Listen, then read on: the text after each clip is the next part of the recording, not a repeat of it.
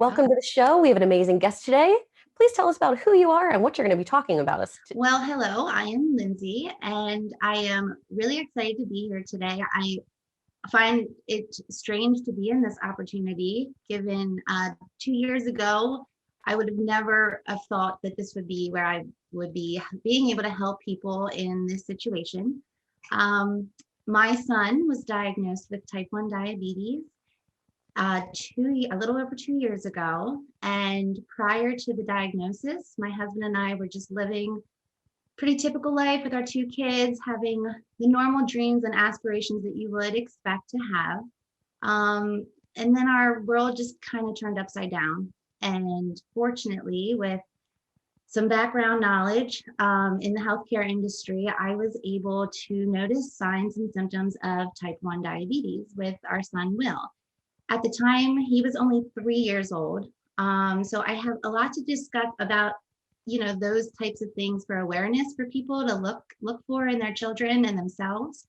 Also, kind of what you can do after the fact, after you've passed the grieving and the shock and feeling very helpless and fearful. So a lot of really cool things happened for us and a lot of realizations of what we're capable of and what our son is. So first and foremost, I am in the position I am today because my son is a complete warrior, and every other type 1 child that I have met, parents I have talked to, and type 1 diabetics themselves, they're powerful. They just they go through it and they live with it, and a lot of them make a lot of themselves because of it. It strengthens them as people and individuals. So like I was saying, I'll tell you the kind of the beginning. We noticed that our son Will, he was 3, and he was strangely potty trained at a very early age of 2. So at 3 he started wetting the bed, excessive urination. It wasn't little accidents. It was big ones. And then thirst and urination were Will's biggest signs. Other signs are weight loss, lethargic, just being tired. I've also learned that being grumpy, moodiness comes along with diabetes as well.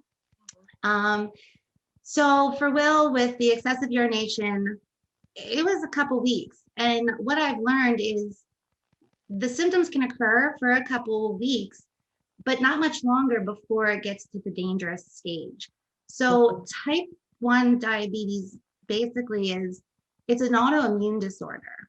There's also type 2 diabetes that is more lifestyle. So when you hear the word diabetes, which many of us hear all the time, it is extremely I feel like it's taken lightly. We hear the word in commercials and grandma has diabetes and this and that, but when it actually comes into your life and it is in front of you, you then realize just how meticulous you have to be with the condition. So the pancreas basically is destroyed by the immune system in type 1.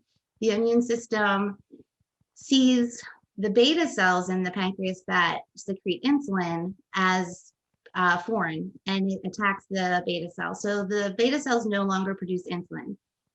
In type 2, you still will produce insulin, but the cell formation has changed. So it's hard for the insulin to get into the cells that are needed. So with type 1, unfortunately, it's just gone. So you then, after diagnosis, become your own pancreas.